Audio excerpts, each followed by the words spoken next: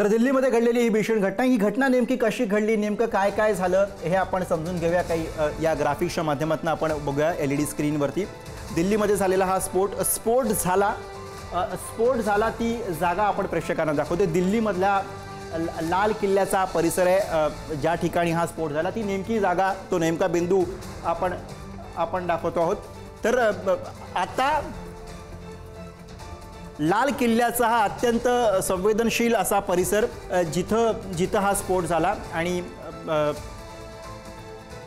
Metro station या ठिकाणी आहे। अत्यंत वर्दळीचा रस्ता, ज्या ठिकाणी गाड्यांची ये जा असते आणि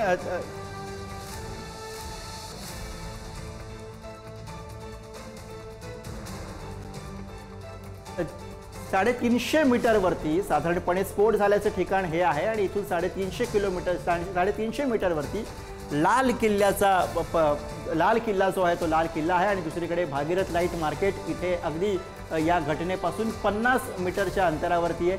चांदनी चौकचा जो परिसर आहे तो साधारणपणे 150 मीटरच्या अंतरावरती आहे।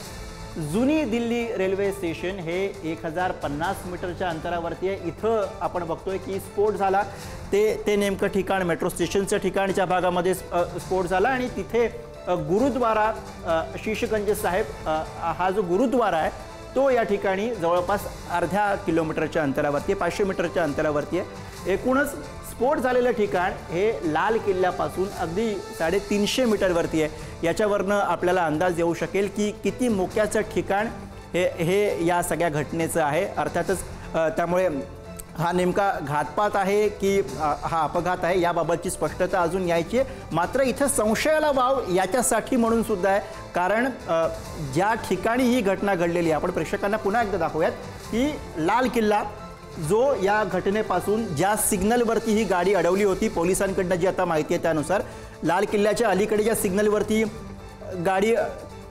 गाडी अडवलेली होती ती ही जागा आहे, तो हा सिग्नल आहे जिथून रस्ता पुढे लाल किल्ल्याच्या दिशेने जातो आणि तिथून लाल किल्ला किती अंतरावरती आहे तर तो अवघा 350 मीटर अंतरावरती आहे। त्याच्या पुढे अगदी 50 मीटरवरती भगीरथ लाईट मार्केट आहे। त्याचबरोबर इथं जर आपण गेलो तर तिकडे 150 मीटरवरती अवघ्या चांदनी चौक आहे। तर तिकडे जुनी दिल्ली रेल्वे स्टेशन जो आहे तो अगदी साधारणपणे 1 किलोमीटरच्या अंतरावरती आहे। तर गुरुद्वारा अगदी अर्ध्या किलोमीटरवरती या ठिकाणी, त्यामुळे अगदी मोक्याचं ठिकाण या घटनेचं झालेलं आहे आणि त्यामुळे सुद्धा घातपाताचा संशय आपल्याला बळावल्याचं चित्र बघायला मिळतं।